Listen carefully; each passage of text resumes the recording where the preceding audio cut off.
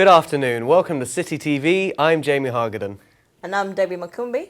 Coming up on today's show, speaking with Colin Javins, the legal battle between Southampton local pub The Hobbit and Los Angeles law firm SCC, Sophie's Trust and the amazing story of Karlis Burkovich, a 2 times gold-winning kickboxing and Muay Thai champion.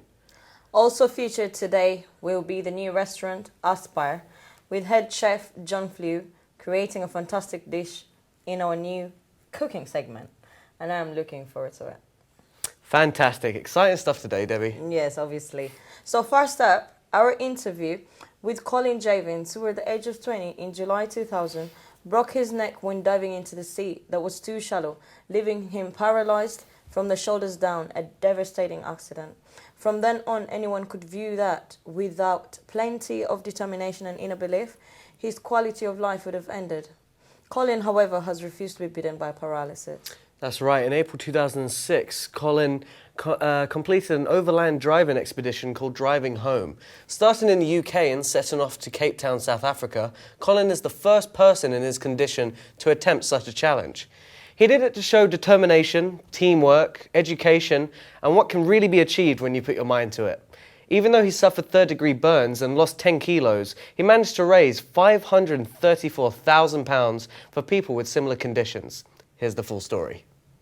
You've certainly lived an inspirational life. You had an accident in 2000 while with friends at the beach. Can you briefly tell us what happened that day? Yeah, basically I was doing a degree in agriculture, and at the end of the first year everybody gets sent off to do a farm placement, and I got sent off to a farm down near Portsmouth. But because it had been such a wet start to the harvest, it gave myself and 4 other friends a weekend off. So we decided to take a small wooden boat across from Portsmouth to the Isle of Wight. Right. And didn't know it was the world's busiest shipping lane till we were halfway out there. So survived the crossing. In the Isle of Wight, we made our way down to the harbour wall, and remember getting to the harbour wall, peering over the wall, and down beneath me the sea was a brown, murky colour. Couldn't see the depth, but off to the left was a small boat, so I thought if the boat's there, it's bound to be deep enough. So seconds later, made my decision, jumped up onto the wall and dived into the sea. Next thing I remember is waking up in the water, pitch darkness, unable to move, unable to turn over in the water, and it turned out I'd dived into only 3 foot of water that was just filled with rocks, and hit my head and I'd broken my neck. Oh, wow. I mean, did anybody come down to come and grab you? Was it Yeah, a lifeguard or? Thankfully I was with my friends who were still up on the harbour wall, which one of them jumped in feet first, hurt his legs. Ooh. The others came down the jetty to the side, turned me over, and then lifted me out onto the harbour wall, where laid me out on my back on sunny day like today, looking up into blue sky, and couldn't move at all. And I knew right then I'd broken my neck and I was in big trouble. So how did you cope when you sort of got the news from the doctors then? Well, funny enough, I got airlifted to Southampton. Oh, right. And it pretty much had an operation straight away to stabilise my neck. Okay. So they took a bone from my hip, put it into my neck, bolted in some metalwork, and then it was after that that the consultant came to me and my family, because they were standing around my bed, and said, look, got to tell you, probably as a result of your accident, you never walk again and you'll use a wheelchair for the rest of your life. So sure, you can imagine what that must quite feel hard, like. yeah. Well, and with that sort of news, where did you get the strength to carry on, like to keep going?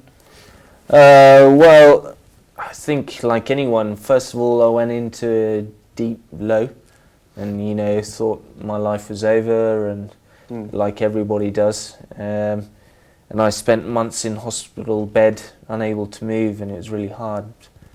But when I got put into my wheelchair for the first time, I had a real change of attitude. I thought to myself, must make the most of life, no matter how tough it is. So rather than being bogged down by everything, just to take one small challenge at a time, really. Yeah, that's and good. what sort of rehabilitation did you get then? Everything was basically, the nurses say you're like a baby and you have to learn how to redo everything again. So with hands that don't work, trying to brush my teeth, brush my hair, simple stuff like that. And then things like trying to get dressed, simple stuff that we had to get taught how to do again. So really quite challenging. Steep learning curve. Right. Well, actually, also after the year of the accident, you went back to uni. I heard. That alone shows, strength and motivation. What drove you to kind of go back? Did you sort of want to start life up again? Yeah, I think I was terrified that if I stopped still, then I would have that time to linger, and all the bad thoughts and bad experience would come into my mind. I thought, if I keep busy, and then that's going to keep me motivated. Yeah, keep you positive actually. Yeah, that's true. So thereon, you decided to launch a project to travel from the UK to Cape Town. Yeah. So when did you decide? When did that decision come to you? Well, basically, the decision to drive to Kenya overland and Cape Town has been my decision since I was about 6. Being born and brought up in Kenya and then moving to England, I knew one day I'd always do it. That year back in uni, I just started to learn to drive my Ford Transit van with hand controls, so I drove terribly. I crashed countless times, but I had a slight glimmer of hope that I could possibly do it. So at that point, it was a dream, and I thought to myself, perfect opportunity once my degree had finished to give it a go, and also try and use it as a vehicle to raise money for spinal research and other people with spinal injuries. Very inspirational. So Debbie, do you reckon you could commit to an expedition on that scale? Well, it's all fate, destiny more like. So right now I can't think of being that brave, really. We're now moving on to entertainment news. There is a pub here in Southampton whose limelight has sparked all over the world. This pub, of course, is the Hobbit.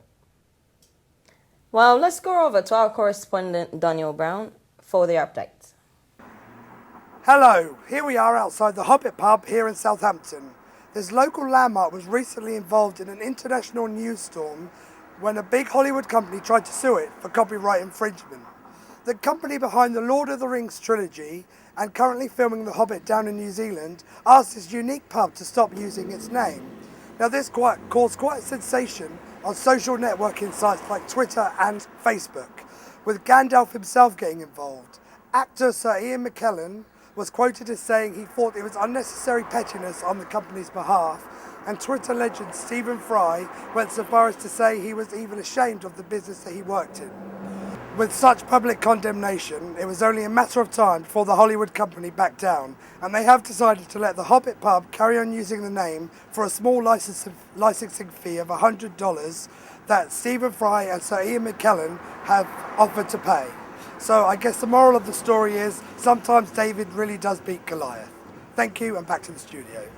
In 2003, Mike and Lynn Barringer received some devastating news. Their newborn daughter, Sophie, was diagnosed with Wilms disease. It was then that they took the courage to set up a charity, Sophie's Trust. In December 2009, the cancer spread throughout the kidney, claiming the life of Sophie at just the age of 6. Good afternoon, Mike. So tell us about Sophie's appeal. Sophie's appeal was started in 2003 when my daughter was diagnosed with cancer, and we were raising money just to help the children on the ward. When she died in 2004, we set up the charity, and we continue to raise money to try and help other children in her situation. Do you set up any events to support the charity?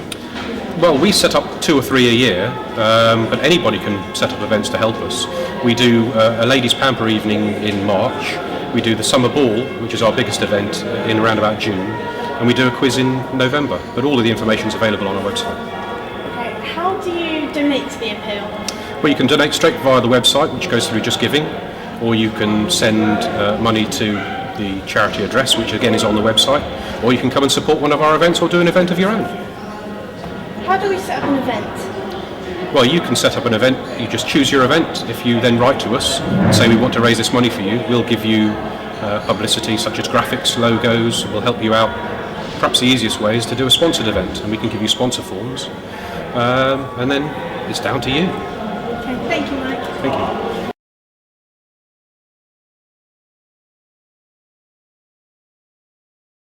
And of course, our condolences to the family. Well, now let's move on to see what else has been going on in and out of the college. Over to Kingsley with the main news. Thank you, Debbie. Good afternoon and welcome along to City News. It's Wednesday, the 28th of March. I'm Kingsley Edwards here with the latest headlines from Southampton City College. In this bulletin, we look at the 100th anniversary of the Titanic. We look at the sport of running, and we also have some local events for you.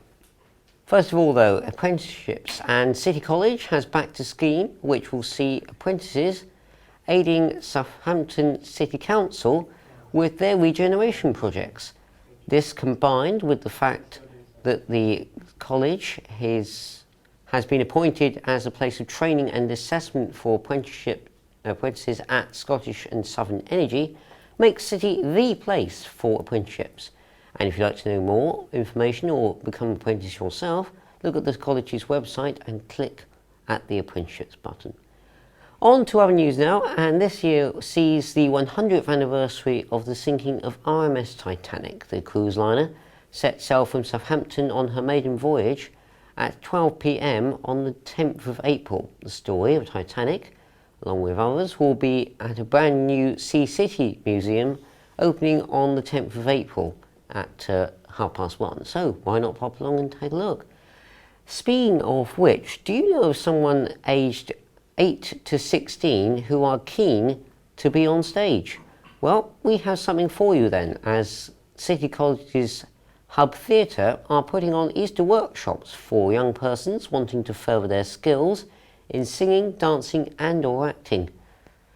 So of course the theatre box office if you'd like to know more information. And on the subject of skills, Wendy Bloomfield from Southampton City College's Finance Department is going to be running at the London Marathon on the 22nd of April. Along with her colleagues Anne Sutherland and Mark Cunningham, they are all running for David Moyes, who is suffering from the most severe form of multiple sclerosis. Additionally, they are also raising money for the Multiple Sclerosis Society, and so far they have raised in the region of £12,000. However, Wendy would still welcome your support, so if you'd like to donate to this great cause, log on to Wendy, Anne and Mark's Just Giving page. That is available at justgiving.com/Wendy Anne Mark 2012. Well, that's all your news for now from City News. Still to come on City TV is the second half of the programme with Debbie and Jamie. But before that, it's now time for me to hand you over to Jana at the City Sports Desk for the latest sport headlines. Bye for now. Hi, I'm Jana and welcome to City Sports. Southampton Football Club have just recently played Doncaster at home this weekend. The score was 2-0. Their next game will be played away at Blackpool on Saturday the 31st. Southampton currently sitting nicely at the top of the championship table. We wish them luck and further matches. Come on, you Reds! Yesterday, the Pompey played Hull City at home and the full-time score was 2-0 to Portsmouth. The club is currently struggling due going into administration and are down low in the table. In the Premier League, Manchester United recently played Fulham at Old Trafford and the score was 1-0. Next up for Manchester United is Blackburn on Monday Night Football live on Sky Sports. Premier League second place Manchester City are playing at home against Sunderland on Saturday. That's all for sport. And now back to Debbie and Jamie for the rest of the program. Thank you very much, Jana. Well, don't they all seem so energetic? It's just amazing just how much one's physical life can change after having a workout at the gym or a sports event, really. Yeah, I mean, well, with self-motivation, that is. Let's also not forget that the City College gym is actually finally open. Well, many of us enjoy watching sports, but getting into shape takes quite a lot of work. Nearly every sporting career involves a lot of working out. Yeah. Karlos Burkovich joined us earlier in the week to tell us about what it was like to have gotten involved in a kickboxing and Muay Thai championship. Hello, hi, I'm here with Karlis Burkovich, and he's just recently won a championship, gold in kickboxing and Muay Thai, and recently an incident has occurred, so which we're going to be asking Karlis about. So Karlis, how are you doing today? I'm alright. Are you good? So how much time do you give yourself to prepare for a championship? Before championship, about 2 or 3 weeks. 2 or 3 weeks? Okay Yeah. then. And are you normally quite nervous before a fight? When I first fight was very nervous, but now Right, I can say no. And how old were you when you started training there? I started training from 7 years old. 7 years old, okay. Yeah. Then. How old were you when you did your first championship? 12 years old. You were 12, okay. Yeah. Then. Did you win that, or how did you do? It was very hard, but I won. Oh, you won? Yeah. Okay then. So, do you have any sort of like heroes or anybody that inspires you in that? Yes, of course. Mike Tyson, Muhammad Ali. Alright, that's cool. Yeah. So do you prefer, is there maybe one that you prefer? Do you prefer more kickboxing or do you prefer Muay Thai? Not more, I prefer both. Okay then. Well, kickboxing, It's as I'm aware, it's more with the hands, isn't yeah, it? yeah. So it's more like punches Yeah. and stuff like that. Run us through Muay Thai, because I don't think I'm too Muay Thai is familiar. like broke arms. So you learned how to sort of break people's... Yeah. Okay then. And is that more grappling as well? Yes. Okay then. So also what happened recently was you were attacked, I heard, a week before the championship? Yeah. Do you want to run us through that? So with Yes, what happened? of course. Yeah. I was walking through the tunnel with my girlfriend, and some 2 guys was come to me and asked for cigarette. I was give to them the cigarette, Yeah. and they still follow me again. And one guy tried to punch me. I was blocked his punch, and we started fighting. Oh wow. So even after you gave the cigarette, they just kept on Yes. pestering you? Yeah. And so he came to punch you, Yeah. and you blocked it to Yeah. what you've learned Yeah. in kickboxing? I was punching with the knee in the head, one guy, Right. and I got really big injury now in my knee. Oh, so you've injured your knee Yeah. through kneeing him? Yeah. Oh, okay then. And I have to stop fighting for the half year. So your doctor said that you have to sort of Yeah. lay off for half a year. Yes. Was this before the championship that he told you this? Yeah. Oh, but you Yeah. still kind of wanted to go for it? Yeah, that championship was really important for me. Yeah. So I mean, so even after this, and after you've sort of hurt your knee and you hurt your thumb as well by punching yeah, one of the guys. yeah. You still won gold in kickboxing Yeah. and Muay Thai. Are you I think I remember hearing, are you now the top in the UK at the moment then? Yeah, in UK. Okay, wow. So, so what happened then? So these 2 guys are now on the floor. They're Yeah. completely knocked out. Yeah. Did you call the police or did somebody else? No, somebody else. Okay, so were there witnesses that saw what happened? Yeah. Okay then. So what were the police like when they came down? They checked the cameras. There was some cameras somewhere. They checked the cameras and you say you can go. Oh right. They was wrong. Okay, so they thought you might have been the aggressor because Yeah. they see these 2 guys laid out. Yeah, exactly. All right. So you're trained up in kickboxing and Muay Thai, so you know self-defense, you know how to fight. So really, for somebody like the everyday person who doesn't know self-defense, in their situation, it's tricky because they came over to ask you for a cigarette, you handed it over, Yeah. but they still kept coming back at you and literally attacked you. Yeah. So it was good because you know self-defense and you could protect yourself in that way. So I mean, really the only advice I can give somebody is maybe learn self-defense if that situation was ever to arise. And I guess they picked on the wrong person on that day then, because you can see what's now happened to them. Anyway, thank you, Karlis. Yeah, thank you for your interview and thank you for your time. I guess that's it. Thank you. Well, I enjoyed interviewing Karlis. He's a really interesting guy. Yeah, indeed, he's a brave person. And like the saying goes, only the strong survive. Well, when it comes to self-defense, one's got to do what one's got to do, I think. Yeah, well, he said it as well. And on the subject of brave people, Southampton is the home of an oral history project called This Is My Home Now. This project tells the story of people who have fled their war-torn countries and found safety right here in Southampton. We spoke to member Hadi Khojinian earlier this week. Hello, I'm here with Hadi Khojinian. He's been involved in a global project about refugees living in Southampton since around the 1930s. Yes. So why don't you tell me a little bit about the project and the book that you're part of?